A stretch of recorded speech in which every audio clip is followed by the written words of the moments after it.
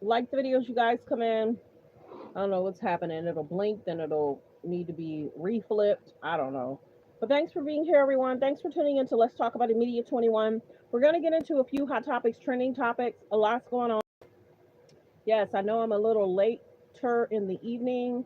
So good afternoon, everyone. Like the videos, you guys come in. Please don't forget to subscribe. Please don't forget to subscribe. We're doing really good in regards to numbers. I thank all of you for tuning in and supporting the channel. So that's uh let me get in to do my disclaimer. We're going to talk hot topics, trending topics. If you guys did not know, it's being reported that Hulk Hogan has passed away at age 76.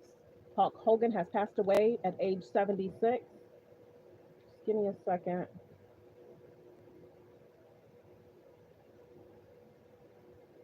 Mm-hmm. Gotta go all the way out, probably. But like the videos, you guys come in, support the channel by your liking, subscribing, and hitting the super chat if you feel comfortable. But let me go ahead and get my disclaimer going.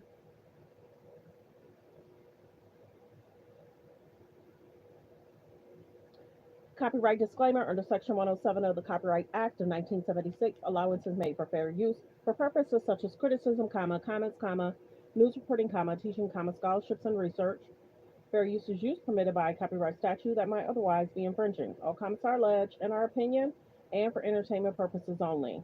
Thanks for being here, everyone. Good afternoon. Good afternoon.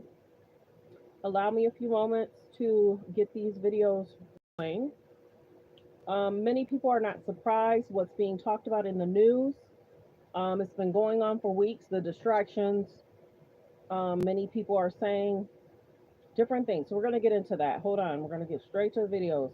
Please continue to like the videos, you guys come in. On July 15th, but also because the timeline of today's reporting is really interesting, not because President Trump was asked last week if Pam Bondi notified him that he was in the files, and he denied it on July 15th, but also because the reporting today says that Bondi and Blanche gave the Wall Street Journal a statement about that meeting last Friday. That means that Bondi and Blanche understood that reporting was forthcoming from the Wall Street Journal about that May meeting when Todd Blanche took to X and said he was going to invite Glenn Maxwell to have a private conversation with him. If anything, this shows that they knew what was coming and were trying to deflect from it by not only filing those motions to unseal grand jury testimony, but then also devising a plan. Ooh, maybe if we meet with Glenn Maxwell, she'll tell us something, but something that doesn't implicate Donald Trump the way the files in our own possession could, or at least talk about him. Now, I want to be really clear, Alicia, with you and our viewers, just because somebody is mentioned in the files is not an indication of any wrongdoing by them, much less something on which you could predicate a criminal investigation. I think it's really important to say that. But of course, like in many cases, the cover-up appears to be worse than a non-existent crime, right? Donald Trump is clearly freaking out about this, and quite reasonably, that's leading people to ask, why? If what's in there about you isn't all that incriminating, why are you so eager to deflect as many ways as you can from our learning about what it says about you? Right. I just look again. The man has been acting like he was told his name was in the Epstein files by the man, I mean the president. Now we know that he has been acting like he was told his name was in the Epstein files. He tried to deflect, and it's just not working. Congressman Dan, the House Oversight Committee is a very different committee than many of the other committees in Congress. This is like Congress's watchdog, for lack of a better term. Can you just explain to folks what a subpoena from the House Oversight Committee means and can do? Because there's two subpoenas. Because I was getting confused when I was reading it earlier. Okay, there's two subpoenas. One for Ghislaine Maxwell.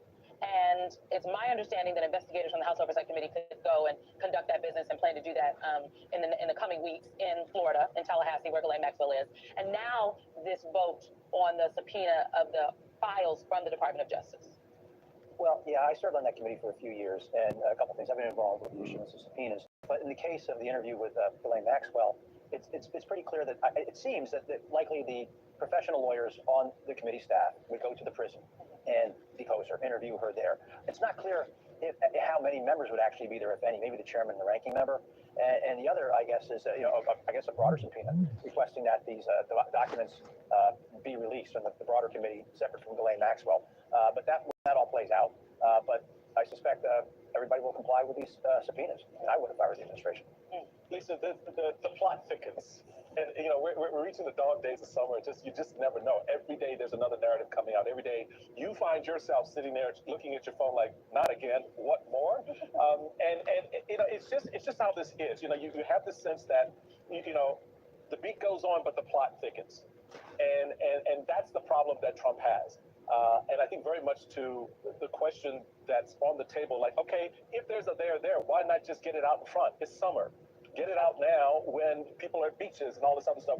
But it's the makeup of the man himself that makes that much more difficult. So where I want to go next is, what's the end game as you see it from your reporting? Where do these pieces come together, and how do they come together for this administration? You have, for example, the Wall Street Journal reporting on what Kash Patel knows, noting the director, Kash Patel, has probably told other government officials that Trump's name appeared in the files, according to people close to the administration. So you have someone who was in the mix pushing, talking about, we're going to expose all of this. When we get in power, we're going to take it all out, right? Now admitting and telling folks that the president's name is there, yet and still we have this slow roll to put this information on the street. Well, this is sort of explaining, Michael, what the disagreement between Kash Patel and his deputy Dan Bongino and Attorney General Bondi might have been about. It may very well be that folks at the FBI said to themselves and said to Attorney General Bondi. Like the video. Please continue to double tap the screen to hit the like, and please don't forget to subscribe. Let's continue fair use reaction clip. Perhaps to others at the White House. Look, his name is in these files, but not in a way that criminally implicates him. Still, it's there. You need to be aware of it. And we would still argue for the disclosure because, A, we campaigned on it, we promised it, and the public has a right to know, even if it might be a little bit embarrassing to the president. It's certainly not something that's incriminating to him. And that may have been totally unacceptable to the White House and to President Trump himself. So I think we're getting a little bit of insight into what that cleavage might have been. But to your point about the dog days of summer, I want to go back to that because August, as you well know, is typically quiet time in Washington, D.C. It's the congressional recess where staff takes a moment to breathe, members go back to their districts, and yet it's not going to be quiet at all because August 5th is the last due date for submissions with respect to the motions to unseal the grand jury proceedings. That's the deadline for the Epstein estate, Maxwell's lawyers, and any victim who wants to be heard to submit their perspective on whether the grand jury testimony should be unsealed. And then, of course, you have this subpoena to Glenn Maxwell to give a deposition, which, according to the subpoena's press release today, is scheduled for August 11th at Federal Correctional Institution, Tallahassee. And so I think we will be dealing with this storyline as it continues to mount all throughout the month of August. If Mike Johnson expected that this would somehow be diffused over the recess, I think he is hopeful and misguided, and that's an understatement. Like the video as you guys come in. Please like the video as you guys come in. Thanks for being here. Thanks for supporting the channel. Please hit like as you guys come in.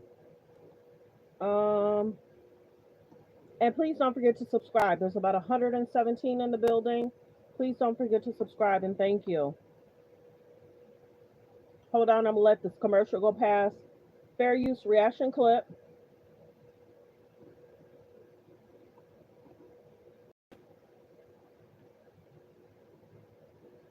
Like the video as you guys come in. Reporting that when Justice Department officials were breaking late this afternoon, brand new bombshell reporting from the Wall Street Journal that might explain why Donald Trump appears so anxious and frankly flat-footed when it comes to releasing documents related to Jeffrey Epstein. The Wall Street Journal citing senior administration officials in its reporting that when Justice Department officials viewed what Attorney General Pam Bondi called a, quote, truckload of documents related to Epstein earlier this year, they discovered Donald Trump's name appeared multiple times. From that report, quote, in May, Bondi and her deputy informed the president at a meeting in the White House that his name was in the Epstein files, the official said. Many other high-profile figures were also named, Trump was told. Being mentioned in the records isn't a sign of wrongdoing. The officials said it was a routine briefing that covered a number of topics and that Trump's appearance in the documents wasn't the focus. Now, in response to this reporting in the Wall Street Journal, the White House has issued a statement to NBC News that reads, quote, the fact is that the president kicked him out of his club for being a creep. This is nothing more than a continuation of the fake news stories concocted by the Democrats and the liberal media, just like the Obama-Russiagate scandal, which President Trump was right about, end quote. That is where we start today with some of our favorite reporters and friends. Staff writer at The Atlantic, Jonathan Chait, is here. Also joining us, MSNBC senior political analyst, my colleague Alex Wagner is here. And former top official of the Department of Justice, MSNBC legal analyst, Andrew Weissman is here. Because this story dropped, I want to do a little bit more of letting this sink in for any of our viewers who haven't had a chance to read through it all before I turn this over to all of you. Continue to hit the like button, you guys. The like should match the views. We have 11 likes. Double tap the screen, please, or hit the thumbs up above the video, below the video. Please double tap the screen to hit the like. If you're watching from a phone, press 1. The like should match the views. It's free to hit the like button, and it keeps us in the algorithm. Please hit the like and please subscribe. There's about 134 in the building. Thank you. This, importantly, from the Wall Street Journal, which I think days ago found itself on the receiving end of a lawsuit from Donald Trump because of its reporting on this elaborate birthday card and drawing. So important that it's the Journal again out ahead in this story with the new scoop. Good afternoon. Bondi also told the president of this meeting that the Justice Department decided to not release more Jeffrey Epstein documents because of the presence of child pornography and the need to protect victims. Trump and Attorney General Bondi when the Justice Department reviewed what Attorney General Pam Bondi called this truckload of documents related to Jeffrey Epstein, they discovered Trump's name appeared multiple times. As we reported in May, they informed the president of this. The official said it was a routine briefing. This is interesting. Quote, they also told Trump that senior Justice Department officials did not plan to release any more documents related to the investigation of the convicted sex offender because the material contained child pornography and victims' information. Trump said at the meeting he would defer to the Justice Department's decision to not release any further files. Andrew Weissman, just take us inside what this reporting is detailing and what it says to you. Sure. So I think the main issue that people need to focus on is the schizophrenic approach of the Trump administration to this issue. On the one hand, they are saying we want to be as transparent as possible, and on the other hand, they're saying we're not releasing anything. So they, on the transparency part, they say we want to be transparent and we're going to go to court and we're going to ask judges to release grand jury transcripts. Now, they know that the law on that issue is dead set against them, so they can blame the courts when they say no. It's also in grand jury transcripts, the actual proceedings in the grand jury are the area where it's least likely that Donald Trump's name appears.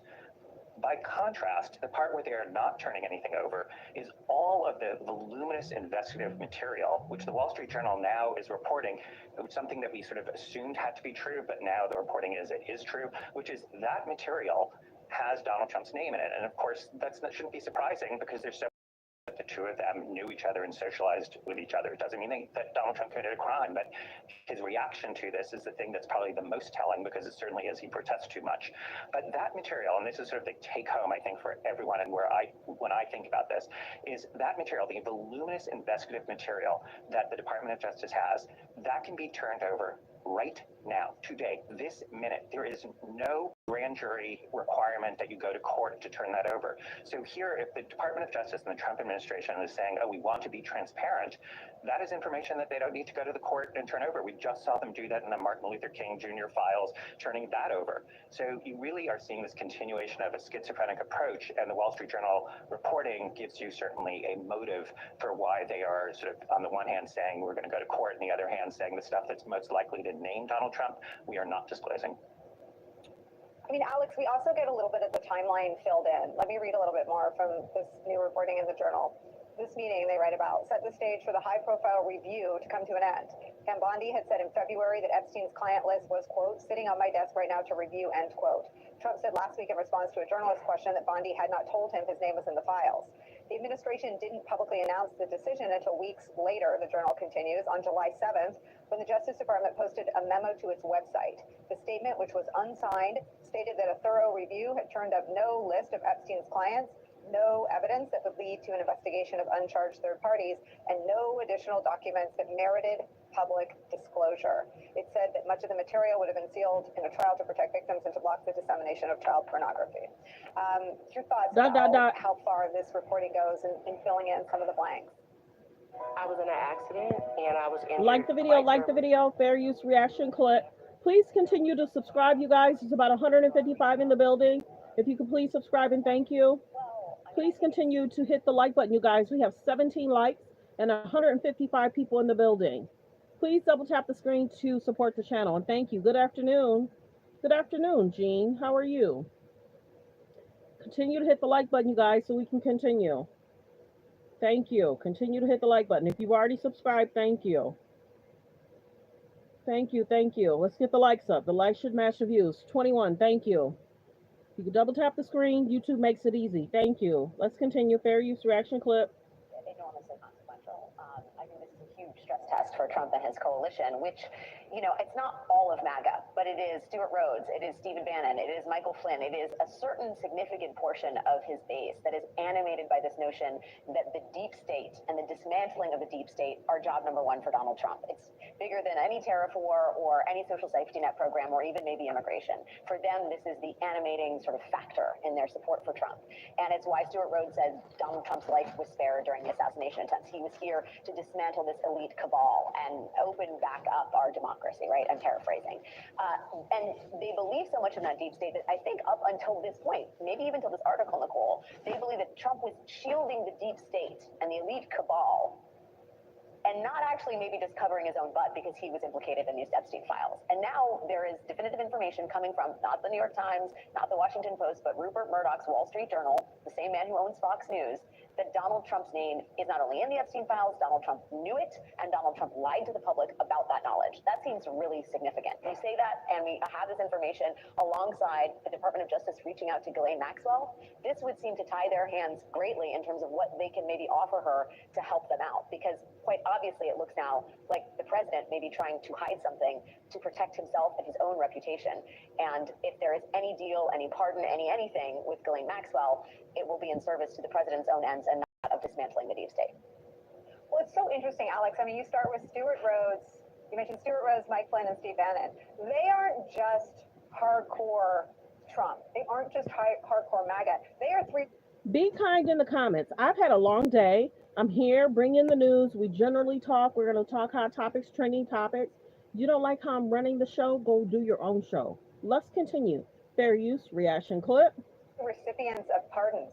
The only reason they are freeing the earth is because Donald Trump pardoned those three men, and they are on the other side of Trump and his Justice Department on this story. Yes, it is an important data point, and it tells you the degree to which, again, this is the banner under which, like at the expense of their relationship with the president, who they owe their freedom to, this is their cause, the deep state. And Steve Bannon said, look, it's not that he's going to lose, it's not that Trump could lose his entire coalition in the course of this Epstein saga. It's just that he could lose 10 to 15%, and that's enough to lose the House, and that's enough to lose Congress in 2026 and the presidency in 2028. And I think that's real math. Jonathan, Alex has made this point. We made this point. I mean, it's coming from the Wall Street Journal, I think about 65 hours after the lawsuit wasn't just threatened, but I think filed against the Journal, the journalists, and the parent company, and Rupert Murdoch personally. What is the significance of these reporters and this news organization not being intimidated from following the facts wherever they lead? Good afternoon. Good afternoon. It's really interesting to me that Donald Trump said openly that he went to Rupert Murdoch despite the story. Murdoch said he would do it, didn't follow through, at least indicated Trump didn't do it, which might have been less of a committal response than Murdoch meant to give. Didn't do it, and then Trump held up this fact as if it showed that Murdoch lacks journalistic ethics, when really the opposite is the case. In fact, this would actually be a scandal under a normal president, that the president tried to go to a newspaper's owner to spike a damaging story about himself. But I think we should be a little bit cautious about how much the fact that it's the Wall Street Journal and not the Times or the Post is going to carry a weight with Trump's base. Trump has always defined fake news as anything that reports unfavorable facts against him. At times there have been reporters at Fox News who have broken or confirmed unflattering information for Donald Trump, and he just says, "They're Trump haters, they're rhinos, it's fake news." And his base will just go along and just say, definitionally, any facts that Donald Trump doesn't like is fake news, regardless of the source. Like the videos, you guys come in. Thanks for being here. Thanks for being here. Thanks for supporting the channel. There's about 190 people in the building. If you could please hit the subscribe button, and thank you. If you could please hit the subscribe button, and thank you. We're just talking hot topics, trending topics. Please continue to hit the like button. The like should match the views. Please double tap the screen so we can continue. Please double tap the screen. There's 28 likes. We should be well over 100. If you're watching from a phone, press 1. You should be able to double tap the screen if you're watching from a phone or a tablet. Continue to hit the likes. We're at 28 likes still. We should be well over 100. There's 153 in the building. Please double tap the screen. Thank you. Okay, let's continue. Fair use reaction clip. Wall Street Journal reporting that the Justice Department told Trump in May that his name is among many in the Epstein files. The White House denies the reporting. Before that story broke, Politico reported Trump was furious and frustrated by the all-consuming Epstein coverage.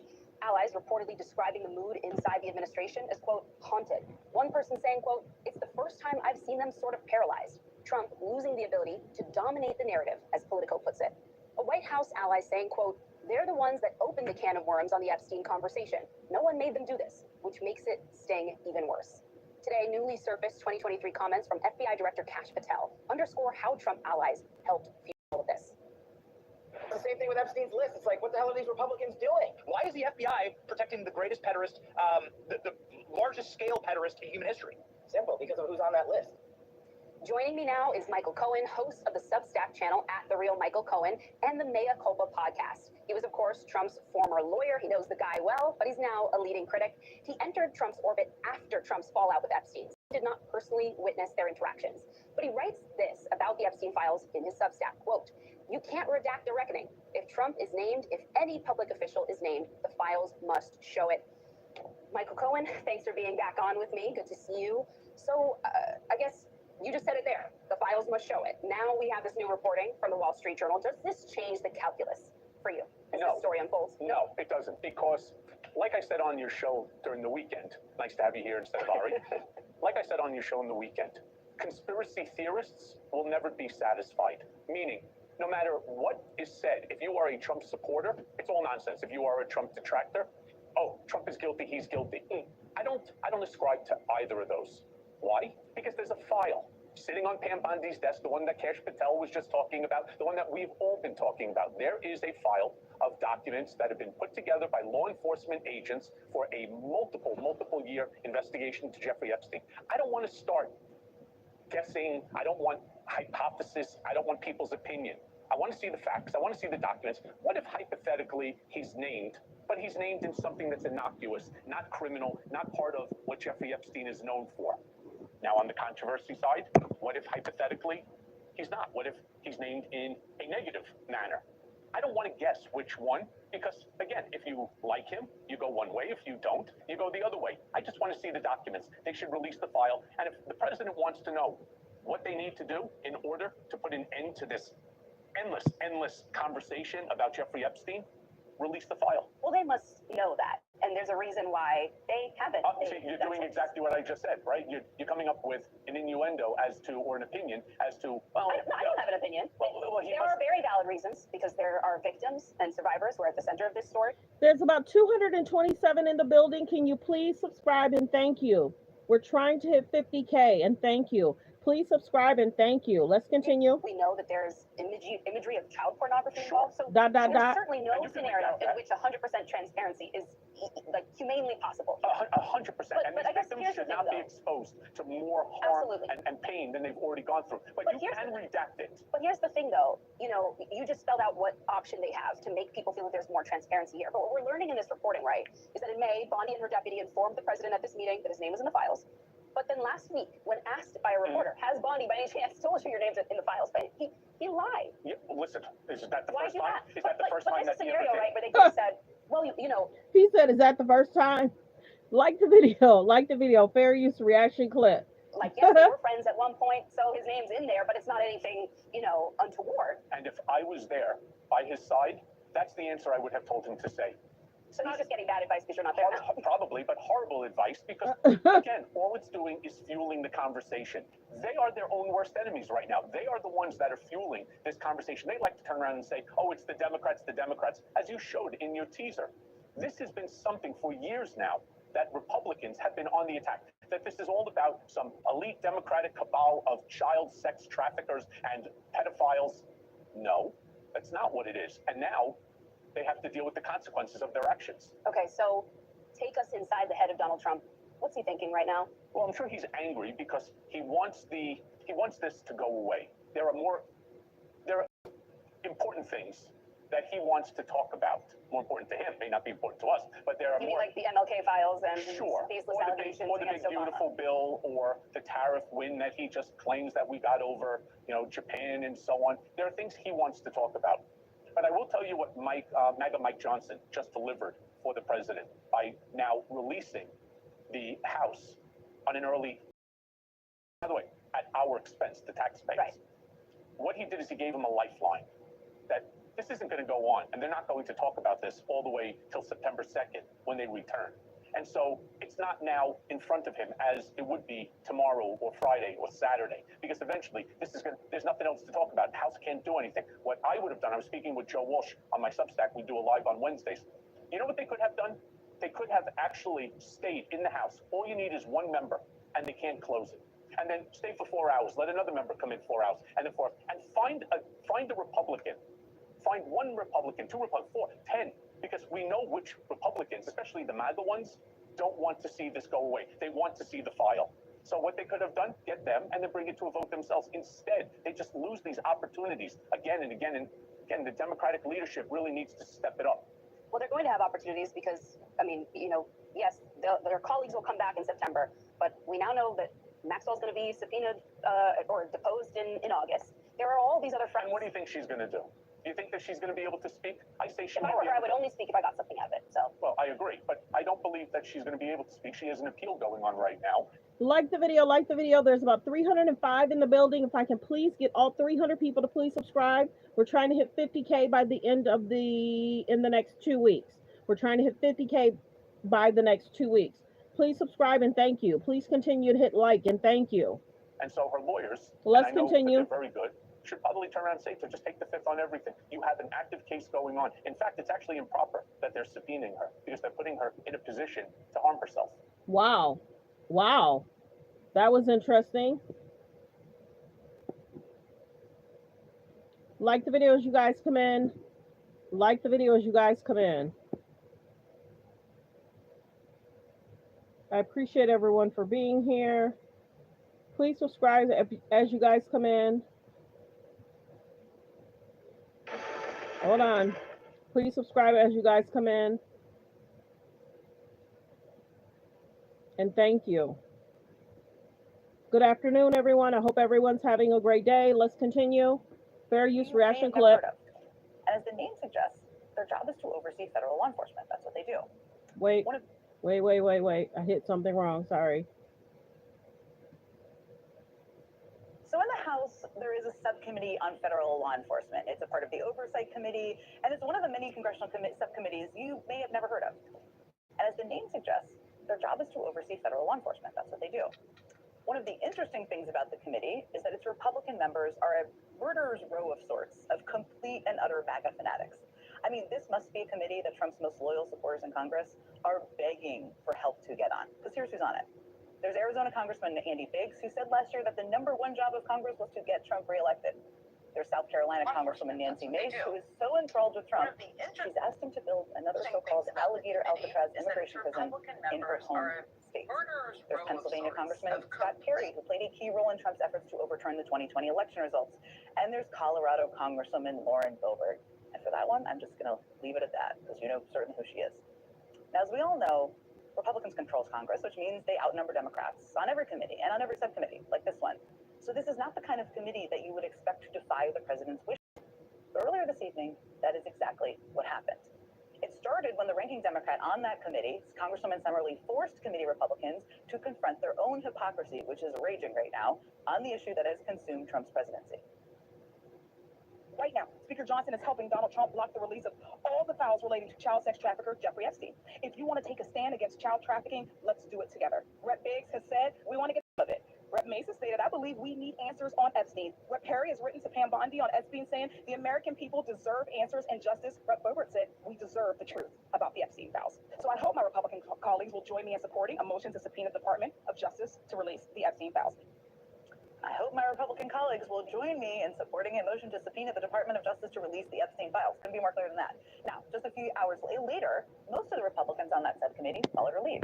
By a vote of 8-2, the subcommittee voted in favor of subpoenaing the Epstein files. Donald Trump, and by association his little buddy Mike Johnson, definitely don't want Congress to subpoena the Epstein files. but they lost the vote in that MAGA-filled subcommittee 8-2. And then just a few hours later, the full Republican-controlled Oversight Committee agreed to issue the subpoena. Now, in what looks like kind of a bit of an attempt to muddy the waters here, Republicans also agreed to subpoena Bill and Hillary Clinton, obviously, James Comey, Robert Mueller, and every attorney general going back to 2005. I mean, everyone, Loretta Lynch is included on that list, just to tell you something, I guess. But nevertheless, Congress is now using their power to actually get the Epstein files. And that news comes on what was already shaping up to be a pretty bad freaking day for Donald Trump. Because today, the Wall Street Journal confirmed what many of us have honestly long suspected, that Donald Trump's name appears multiple times in the Epstein files, and also that Trump knows it. Here's what the story said, quote, in May, Bondi and her deputy informed the president at a meeting in the White House that his name was in the Epstein files, according to senior administration officials. Now, that reporting, which was quickly matched by the New York Times, suggests that Donald Trump was pretty misleading just 8 days ago when he said this. Like the video. There's about 281 in the building. Please subscribe and thank you. We're trying to hit 50K in the next 2 weeks. Continue to hit the like button, you guys. There's about 200 in the building. The likes should match the views. If you're watching from a phone, press 1. If you're watching from a phone, press 1. Or if you're watching from a tablet, press 2. If you're watching from a phone, all you have to do is double tap the screen, hit the thumbs up above the video, below the video. Let's continue. Fair use. On the DOJ and FBI review, the findings of that review, the Attorney General briefed you on that. What? On the DOJ and FBI review. What subject? Epstein, on Epstein, of the review of the files. Attorney General Bondi briefed you on that. Very quick briefing. Did she tell you, what did she tell you about the review? And specifically, did she tell you at all that your name appeared in the file? No, she's given us just a very quick briefing. No. A quick briefing, by the way, can tell you that your name appears many times in the files. He said no. In response to this new reporting, Trump Communications Director Stephen Chung told NBC News, quote, this is nothing more than a continuation of the fake news stories concocted by the Democrats and the liberal media. I have to say, I've read a lot of Stephen Chung quotes, and it seems like he kind of just like sits at his desk and cuts and pastes a version of that statement in response to every inquiry. It tells you nothing. But that aside, the truth is this new revelation really shouldn't be that surprising. I mean, we have long known that Trump and Epstein were friends for more than 15 years, including much of the time Epstein was involved in sex trafficking girls. And for Trump, this reporting is yet another thing he will have to try and explain away. It also helps us understand why the Trump administration has been obsessively and aggressively trying to get out of releasing more Epstein information. They have cited concerns about privacy for Epstein's victims, even as members of Congress have said all that information can and should be redacted while releasing the rest of the files. Of course it should be. House Speaker Mike Johnson. So when he went to jail, shouldn't they have released everything then? Shouldn't it have been released in the court documents? Shouldn't it have been a part of the transcripts? Why did they wait so long? If he went to jail, she went to jail, why wasn't it not in the transcripts? That's where it should have been. You're in jail for a reason. It should have been released then. Why such a delay? Because there's many famous people that don't want to be exposed. Let's continue. Fair use reaction clip. Has also cited victims' privacy to explain why he is resisting efforts to release the files. Fair use reaction clip. There's about 200 and something in the building. If I can please get 200 people to please subscribe and thank you. Fair use reaction clip. Okay, the commercial's gone.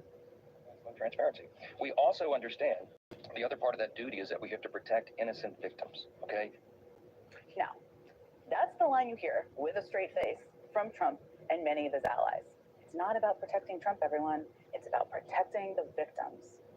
But that excuse really doesn't hold a lot of water at all. I mean, for starters, one of the things Trump has offered his supporters as a concession is a call to release a much narrower collection of documents from the grand jury investigations of Epstein.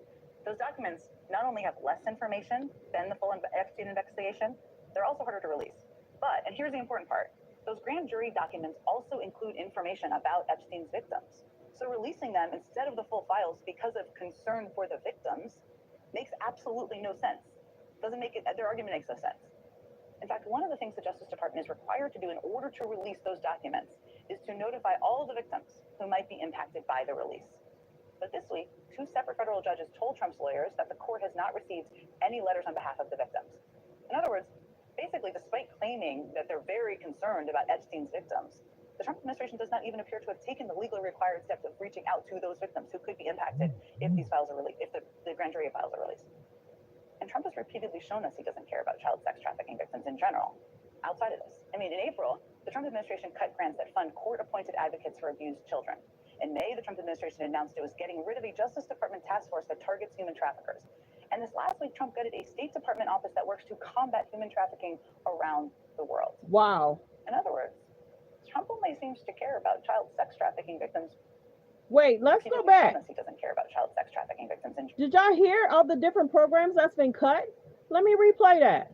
general. Outside of this, I mean, in April, the Trump administration cut grants that fund court-appointed advocates for abused children. In May, the Trump administration announced it was getting rid of a Justice Department task force that targets human traffickers.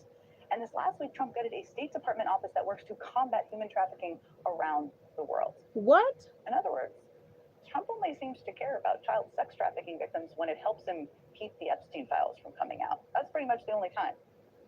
He's used to offering flimsy excuses for his behavior and getting away with it. That's what he does. But this time, he's facing far more opposition than I think almost anyone would have expected. Wow, you guys. Like the video, like the video. Keep your children safe. If they're cutting programs, keep your children safe. Like the videos, you guys come in. That's interesting.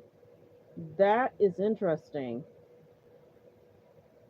Like the videos, you guys come in. Wow, wow, wow, wow, wow. Many people are talking about it. There's a lot of programs that's being cut too. That's a concern too. Like the videos, you guys come in. Thank you.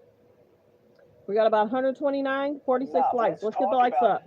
Oh, I'm going to talk about, and David, one more thing is we're talking about discussing two things at the same time. I want to explain. Let's explain why Democrats should be very careful at this time, and maybe people want to know why aren't Democrats screaming and yelling more? Well, let's talk about names in files.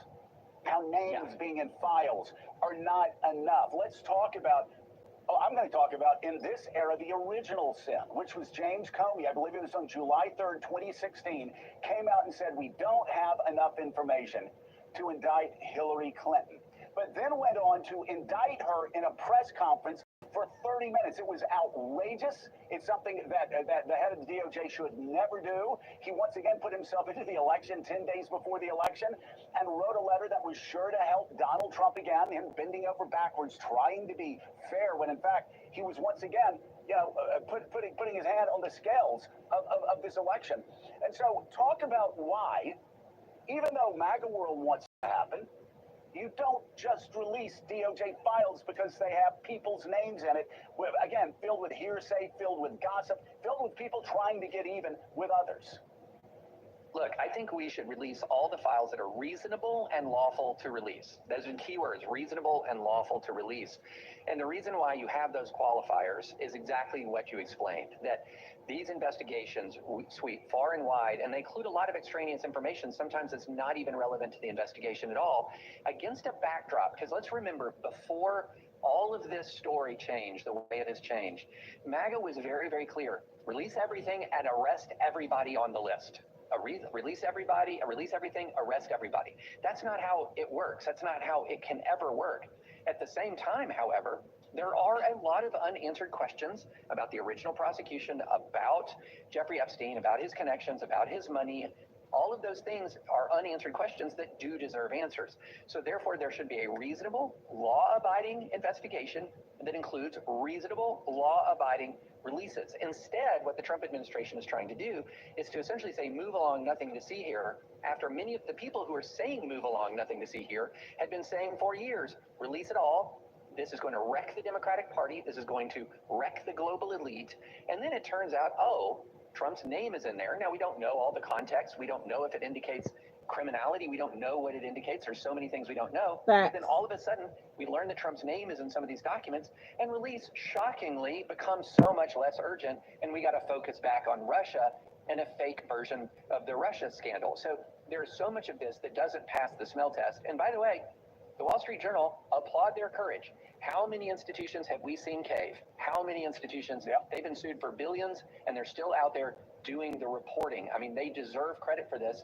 And this reporting is demonstrating, what we suspected for some time, that Trump and Epstein had a long-standing relationship. And that long-standing relationship, of course, is going to leak into files, leak into documents.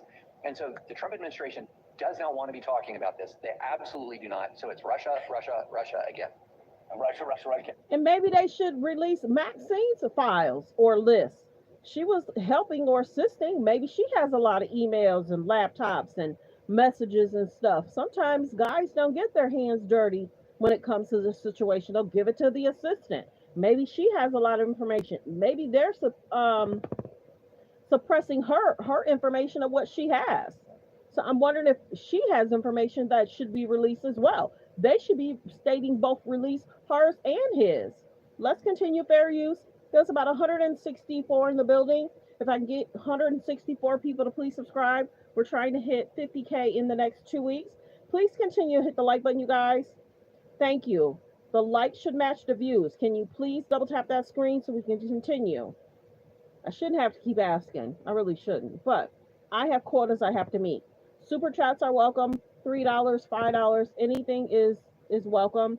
The super chat button is near the bottom of the screen by the comment screen. Let's continue. Fair use reaction clip. And Jonathan, it's interesting. Wall Street Journal doing their job while Congress adjourns, so they don't have to answer any questions or take any votes on the Epstein matter. Which again, go ahead and take the votes.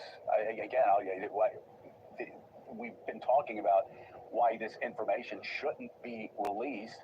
It's just, doing an Epstein file dump.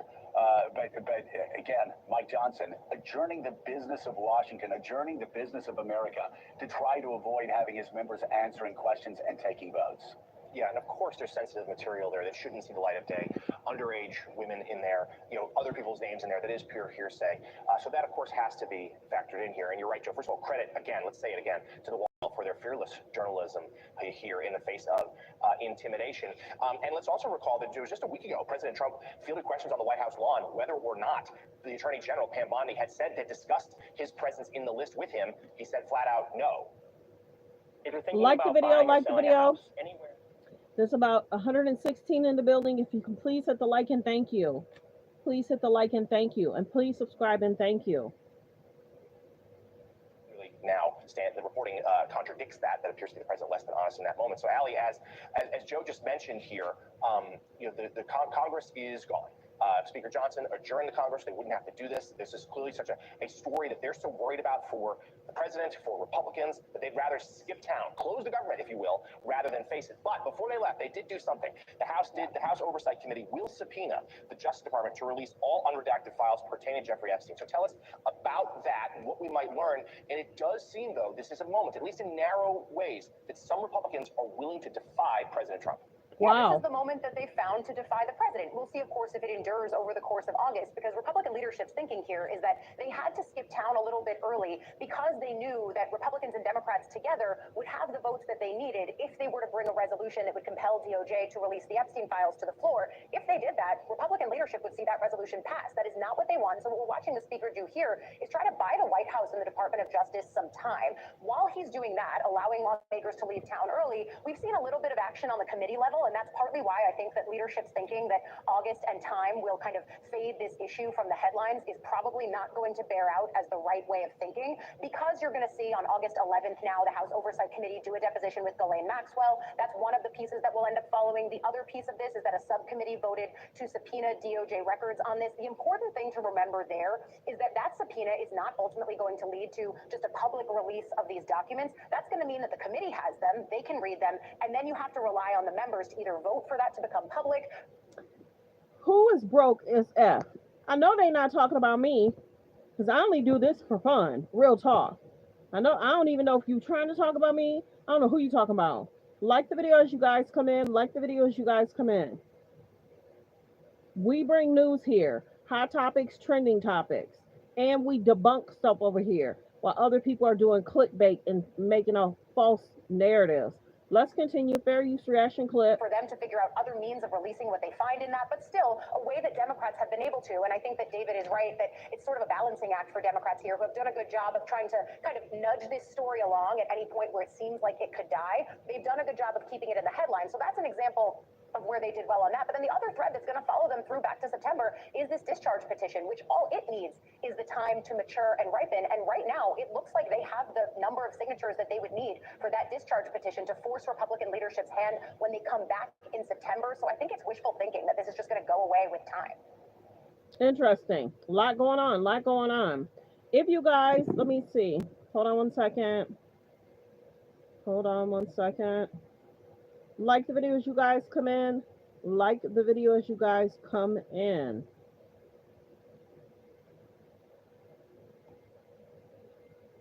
Thanks for tuning in, everyone. If you did not know, Hawk has passed away. We're going to get to, yeah, there's a lot going on. Like everyone says hello to Paris. Woo, Paris. It's late in the afternoon. This is late for me, but I had a lot to do. Like the videos, you guys come in. Like the videos, you guys come in. Thanks for being here, everyone. Everyone say hello to Paris. She's my one and only mod. My one and only mod. She's been with me when I had 3,000 or 4,000 subscribers. Paris, I'm trying to get to 50K in the next 2 to 3 weeks. I'm trying to get to 50K. Yes, let's continue. Okay, let's talk Hawk. R.I.P. It's shocking. All right. R.I.P. to the Hawk. Let's hear what the news has to say in regards to his passing. Thanks for being here, everyone. Continue to like the video.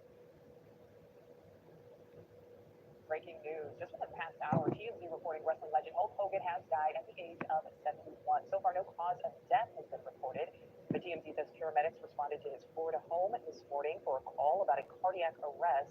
Born Terry Bollea, Hogan rose to prominence in the WWF in the 1980s and 90s, winning over fans young and old with his towering stature and good guy bravado. Last year, he spoke at the Republican National Convention. He gave his endorsement to then candidate Donald Trump. I'd like to welcome in News Nation contributor Kurt Bardella, who joins us on the phone. Kurt is a big-time wrestling fan. So, Kurt, first of all, just your reaction to the news that this truly wrestling legend has died. Yeah, I mean, it's shocking. When you think of professional wrestling, the first Hold on, let me see if this is a little bit louder. Hold on. When you think of professional wrestling, the first name that you think of is Hulk Hogan.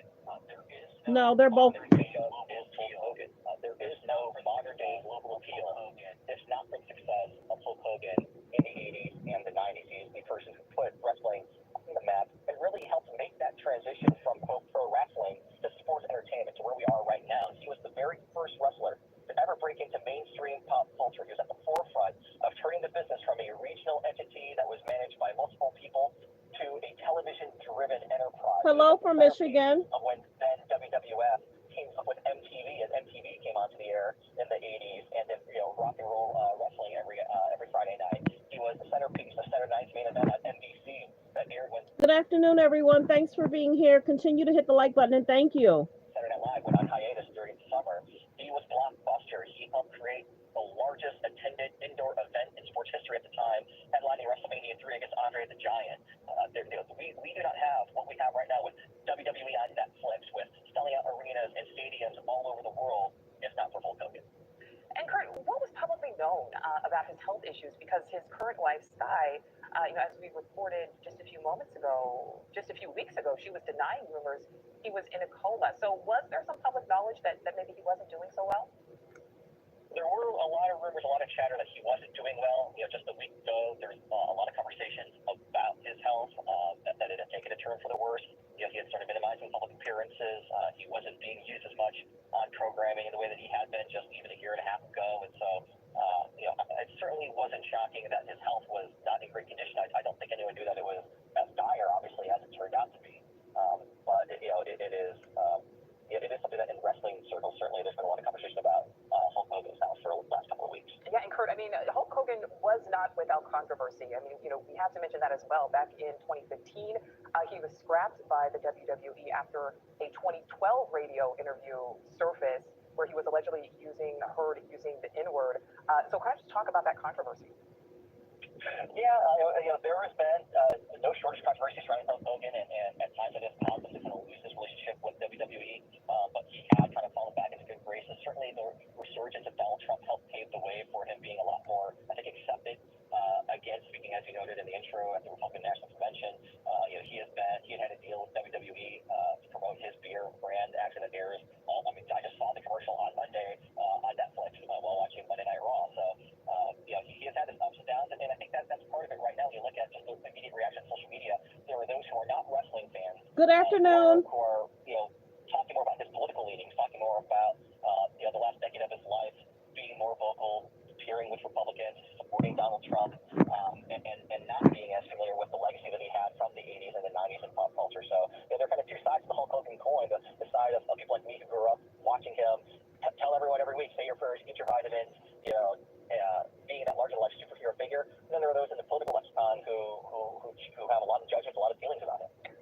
watching. Subscribe below and download Like our the news videos, you guys come in. Like the videos, you guys come in. Please subscribe and thank you. Please subscribe and thank you.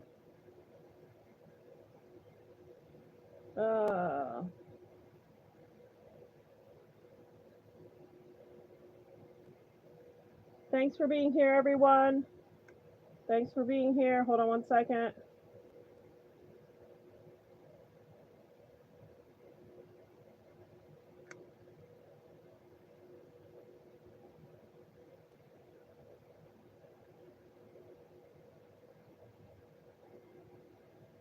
Thanks for subscribing, you guys. It's been a busy day, so I'm just trying to pull up what I can. 10 a.m. today, Clearwater Fire and Rescue, along with the Clearwater Police Department, responded to a house in the 1000 block of Rescue. Just before 10 a.m. today, Clearwater Fire and Rescue, along with the Clearwater Police Department, responded to a house in the 1000 block of El Dorado Avenue for a medical-related call. It was discovered at the time Terry Bollea, also known as Hulk Hogan, was experiencing a serious medical-related issue. Personnel provided medical treatment at that time and transported Mr. Bollea to Morgan Plant Hospital, where he died at 11:17 a.m. The Clearwater Police Department is conducting a death investigation, which is standard in these types of cases. There are no signs of foul play or suspicious activity related to this call for service at this time. Our personnel is providing the family with the necessary resources. I'm strongly encouraging everyone to keep the family in their thoughts and respect their privacy during this difficult time. We will not be answering any questions, but we will provide additional information when it becomes available. Any public records request should be filed through our public records section with the Clearwater Police Department. No records will be released today. Our thoughts are with the family, and again, we ask everyone to respect their privacy during this difficult time. Yeah. Ozzy had also passed. So prayers go out to Ozzy Osbourne family. He also passed. Like the videos, you guys come in. And there was more updated information in regards to Malcolm-Jamal Warner. Allegedly, him and his daughter were allegedly swimming together when the situation happened. Like the videos, you guys come in, and thank you. Like the videos, you guys come in, and thank you. Yeah, Harrison, again, a TMZ Sports reporting wrestling. TMZ is reporting wrestling legend Hulk Hogan has died at 71 years old. Correspondent Jeff Paul is live with more on this, Jeff. Yeah, Harrison, again, a TMZ Sports reporting wrestling legend Hulk Hogan has died at the age of 71 years old. This coming through just a few minutes ago about the death of this wrestling legend that really transcended the sport, really put WWF, eventually WWE on the map. Now, medics were reportedly dispatched to Hulk Hogan's Clearwater home early Thursday morning, with operators reportedly stating that he was in cardiac arrest. TMZ also reporting that a slew of police cars and EMTs were parked outside of Hogan's home, and the icon, as they put it, was carried on a stretcher and into an ambulance. Just a few weeks ago, Hogan's wife, according to TMZ, denied rumors that he was in a coma, stating that his heart was strong as he recovered from some surgeries, but certainly there have been some rumors about his declining health in recent weeks. He was born Terry Jean Bollea in Augusta, Georgia, and again, it's really hard to put to words what he meant to sports, to celebrity, his signature blonde hair, his ripping of his shirt before a match. Truly one of the legends of the sports world and of the wrestling world, and we'll wait to hear more confirmation, but right now, again, TMZ reporting that Hulk Hogan has passed away at the age of 71. Jeff Paul, thank you for getting us at least a little bit more information about this. Not just a wrestling legend, but also in entertainment, and even as of late, politics. Let's bring in Lauren Conlon now, entertainment reporter, and we were watching a Trump rally from last election season, and also he was at the convention as well. I mean, he was so... I don't think so. I had did a video in regards to him talking about him being on pain medicine, but then he started feeling better and the doctors were still giving him the pain medicine. As you get older, it could have been that issue. If they said allegedly, if he was allegedly having some health concerns and then he just never recovered from maybe a week ago, some are saying that might not be true. So I'm kind of cautious about what to say, you know what I mean? So I can't confirm or deny if he wasn't feeling well a week ago and then he just never recovered he never turned the corner in a positive way. Love, Lauren, you're with me now. In the entertainment world, though, this is an earthquake. Yes, I mean, Harris, I do not know what is happening this week. We are losing so many wonderful people. And one of Hulk Hogan's last tweets in the last few months was, quote, "Every day I'm reminded that God is good. Always thankful, HH." And, you know, I grew up watching wrestling. I grew up watching him on his reality show, Hogan Knows Best. I mean, he is inarguably one of the most important and influential figures in the history of professional wrestling. I think there was this big legendary main event against Andre the Giant in WrestleMania, and it was the biggest crowd they ever had. There was almost 100,000 fans at the Pontiac Silverdome. I mean, he was so popular. This was Many of us had been to the Pontiac Silverdome when it was still there. It's not there anymore. It's Amazon. Wow. Pontiac Silverdome, that goes back way back. 15, 20 years. An event that was talked about for years to come. He was also a devoted father. I know that he and his wife, you know, they split, they had their issues, but he was an avid Trump supporter, very vocal, unapologetic, and again, he is going to be missed by so many. So many today. I remember standing on the floor of the RNC convention last year, and people were shouting, he was everyone's friend. Like, he remembered people's names in the audience. I mean, it was really, really remarkable connection that every age group had with Hulk Hogan. Your last quick thought. Yeah, no, you are exactly right. I mean, he was a television dad to me as well. He was not just a wrestler. And so watching him with his children, it was just so wonderful. And my heart goes out to them. I will be praying for his family. Lauren, thank you. Yeah, a lot going on. Let me see. We talked about that. Recently, if you guys did not see, you guys are going to have to realize it's going to flip. I used to be able to save different content and then I could just show you guys. I'll have to check that feature to see if it's working again. Recently, Tory Lanez and Krishan Rock has been on the phone. He was just basically trying to encourage Krishan Rock. Many people say this is Tory. Tory tries to be very kind. If he sees that someone's struggling, he'll try and assist and help. So go back and listen to that. I did do a short regarding that and him just saying, just spend some time with the man above. Okay, this is general.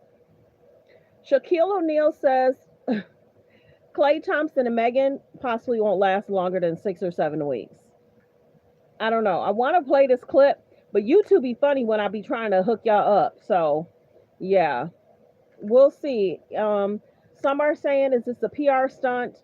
Some media people are saying we don't want Megan in our algorithm.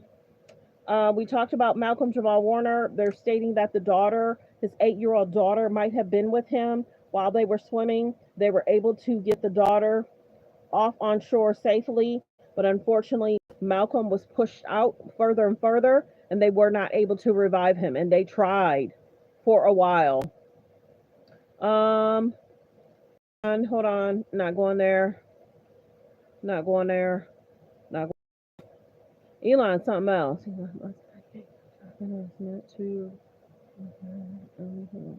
Okay, so y'all can see what he's got to say. Okay. So there's something else I wanted to cover. So cute, so cute. Oh, Gorilla has been arrested.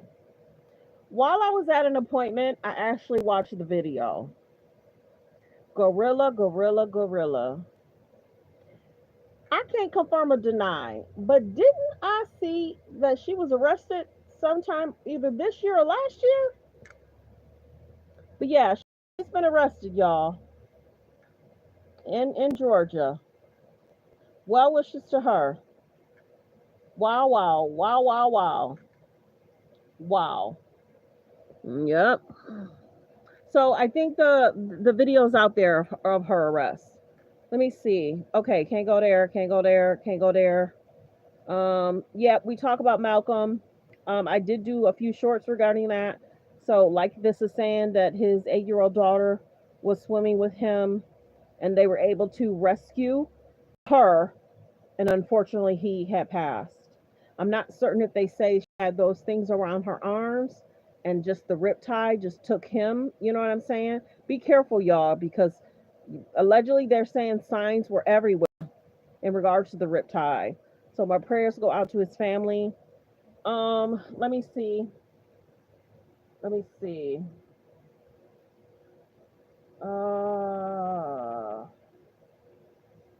Hold on.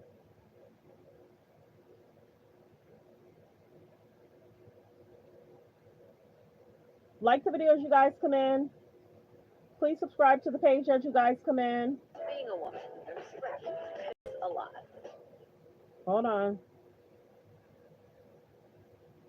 And I have these nails on. It takes a minute. They cute though. Good morning, Mr. Warner.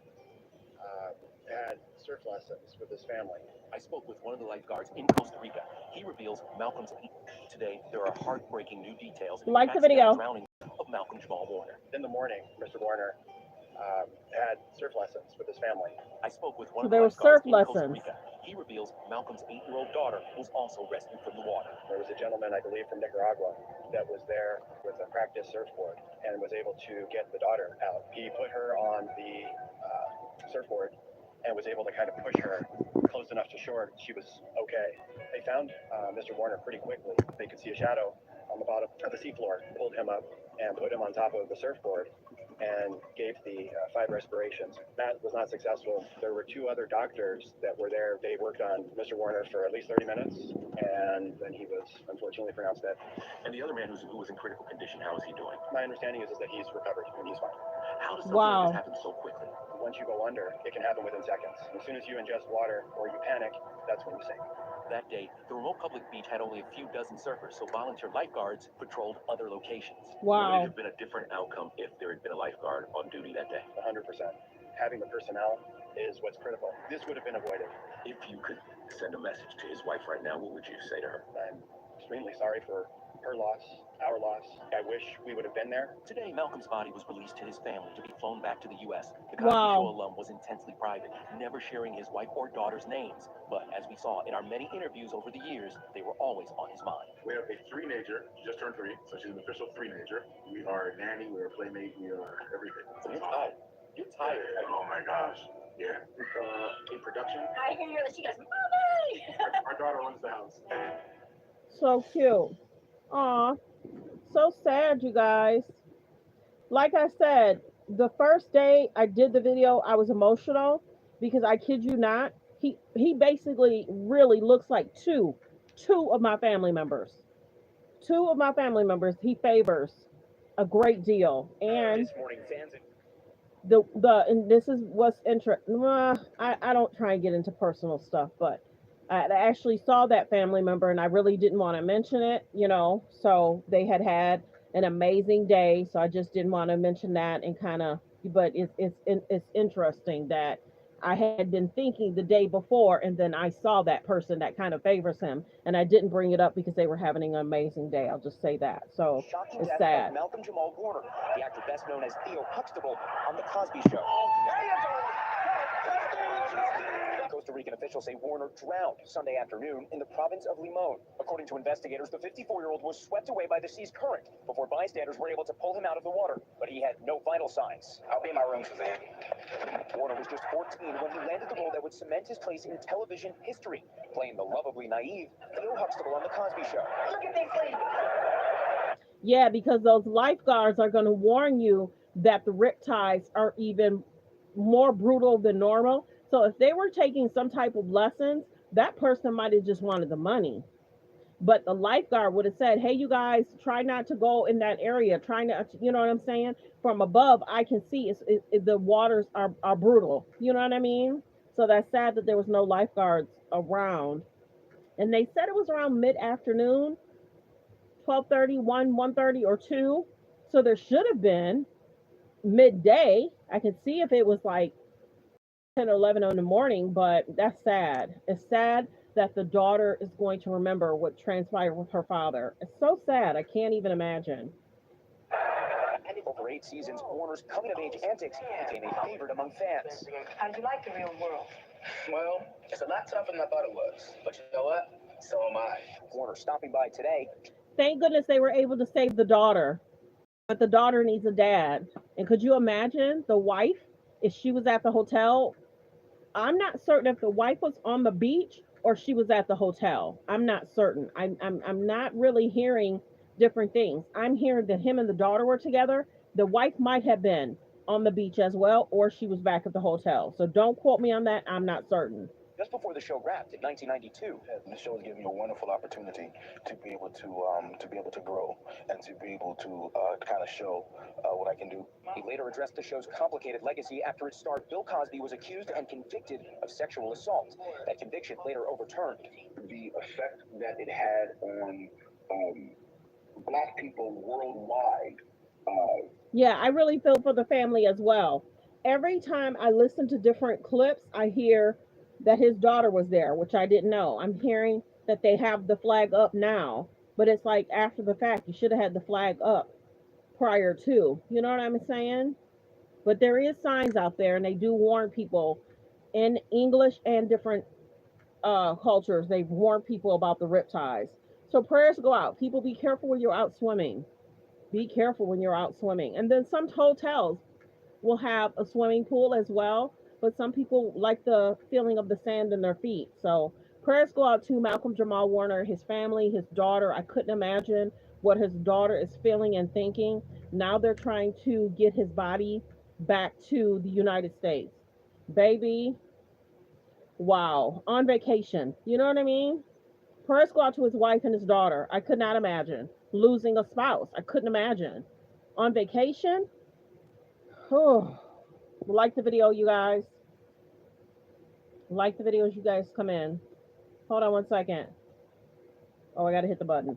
Can never be taken away. Cosby speaking about Warner overnight, saying he and co-star Felicia Rashad have been remembering Warner. Malcolm was always embracing relationships with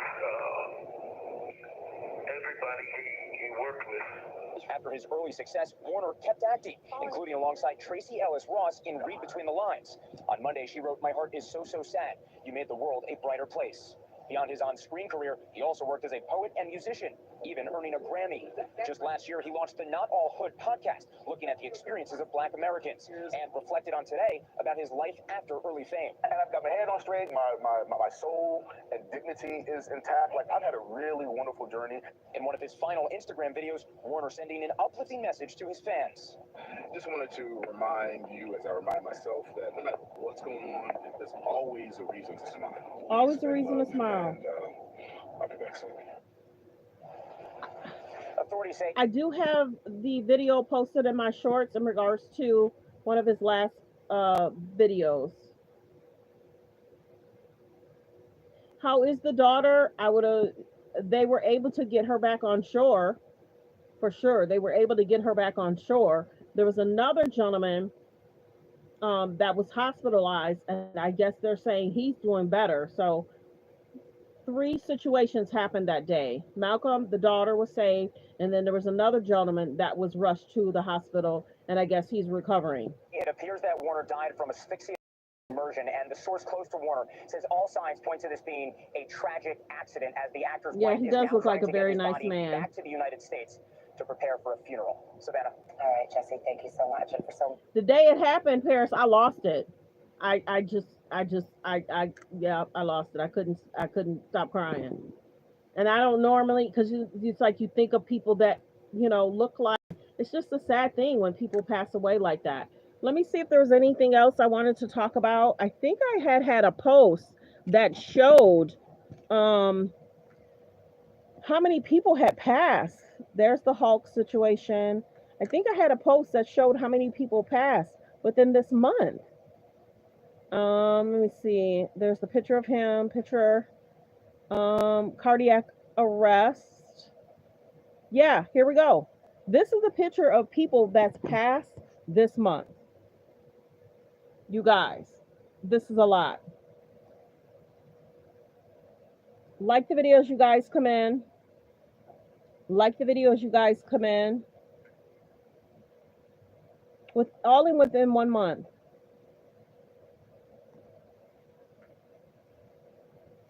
Wow. I did a general post about Ozzy.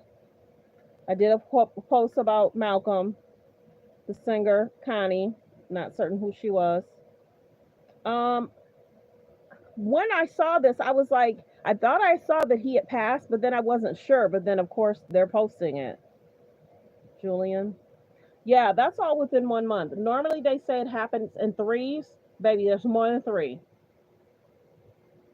Oh, pretty little birdie. Oh, okay. Thanks, Paris.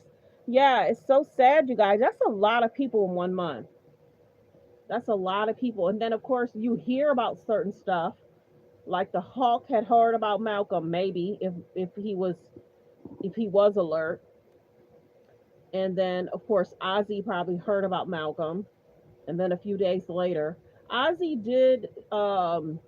There's a post that's going around. Ozzy's on stage. I want to say, let's just say sometime this year, he was on stage. He wanted to do one more kind of stage event for his fans, and Ozzy had mentioned he had did a surgery, and it kind of made things worse for him. So be careful. Sometimes they say different surgeries don't.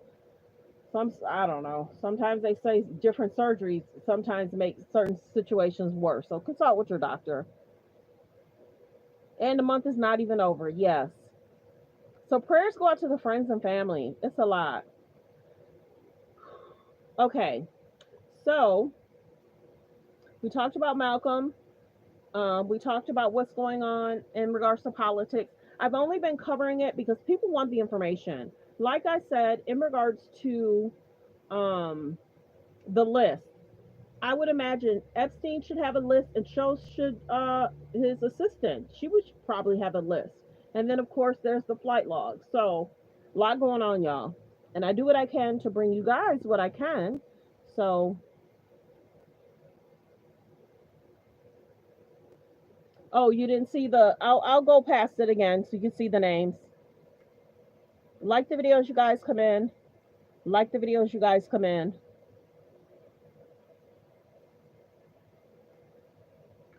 Some people are just not coming in, so they didn't see all the names.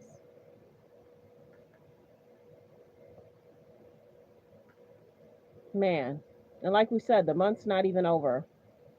It's a lot of big. Was there anything else? Davis is happy to, he's having his first child.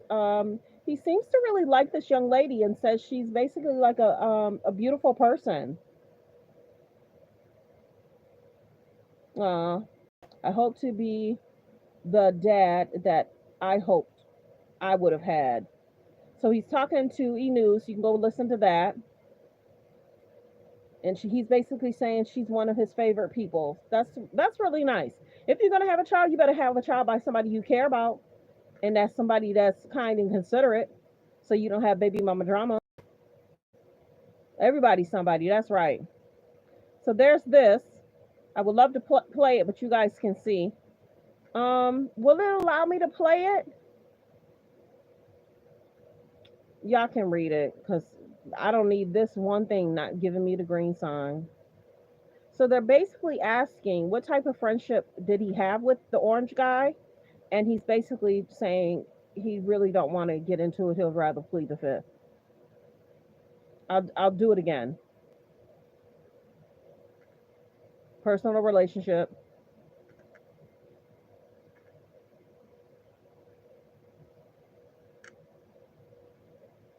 And if they socialize with someone that's of underage.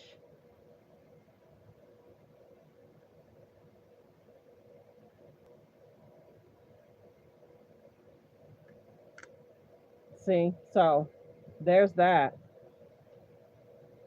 Oh, I can't play that. But I love me some good Fred Hammond music. Yes. Seen him live about 5 or 6 years ago.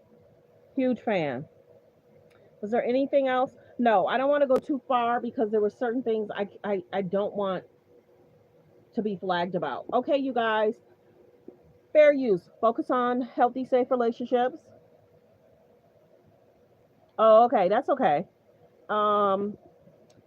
Copyright disclaimer under Section 107 of the Copyright Act of 1976. Allowance is made for fair use for purposes such as criticism, comments, news reporting, teaching, scholarships, and research. Fair use is used permitted by a copyright statute that might otherwise be infringing. All comments are alleged, in our opinion, and for entertainment purposes only. Thanks for being here, you guys. I was a little late, but I had a lot to take care of. And keep cool. There's, a lot of people are dealing with extreme heat. So keep cool, check on the elderly, have your bottle of water, freeze it if you have to, but definitely keep cool. Is there anything else? Focus on healthy, safe relationships. Be around people that's loving, kind, and respectful. Thank you. A lot of people say that. They like my voice. Hey, I love it too. I be having people crack up sometimes. But if I'm tired, I'll say like a quick joke. I be cutting up, Paris. I be cutting up. If y'all knew me outside of the videos, I be cutting. I be having people rolling. They be like, where do you come from? I don't know. Because I be kind of quiet when I first get into like an appointment, or if I'm out and about with friends, I kind of evaluate the area and then I be cracking jokes. Who I be cracking jokes? Oh, and then sometimes it's like, okay, be quiet because you want to get through the appointment, or you gotta, you just want to enjoy the meal. So, and then sometimes I just let everybody else crack jokes. I think it's because of my friend groups. We're we just like to have fun and laugh, you know? Yeah.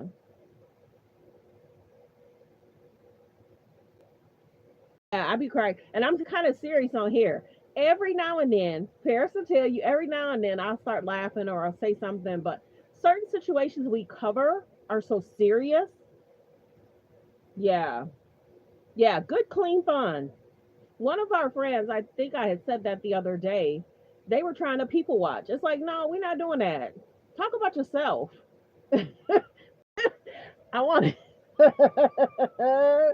I want to say so, but I'm not. It's like, bro, you can't talk about nobody. And that's sometimes how my facial expression be like. I'm gonna tell y'all something else funny. I'm gonna just be general. Took care of some stuff, and they kind of was like, oh, I think I know your peoples, and I was like, oh, okay. And then they was trying to throw a little shade.